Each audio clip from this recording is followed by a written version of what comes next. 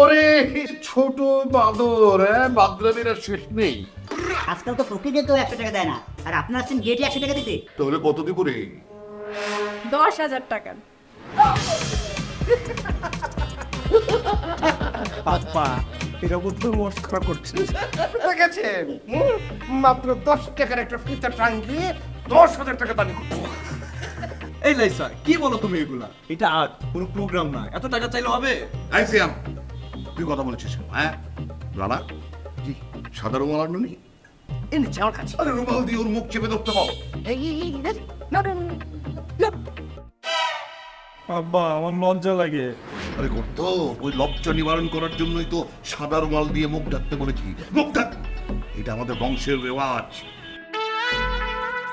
বেয়াই সাহেব, এত কিপটামি না করে টাকাটা দিয়ে ভিতরে চলেন। মানে কি? আমরা আবার কখন কিপটামি করলাম? হ্যাঁ 10 টাকার একটা ফিতা ঝুলিয়ে 10,000 টাকা চেয়ে বসছেন আর বলছেন আমরা কিপটামি করছি। আর তাছাড়া আপনারা বিয়ের গেট সাজাননি কেন?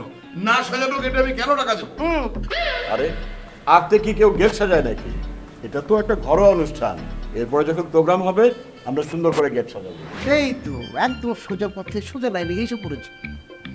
যখন আপনারা চমৎকার ভাবে গেট সাজাবেন, আমাদের চোখে যখন ভালো লাগবে তখন আমরা টাকা দেবো। এখন টাকা টাকা করছেন কেন? কিছুটা দেন, কেটে ভেতরে যাবো।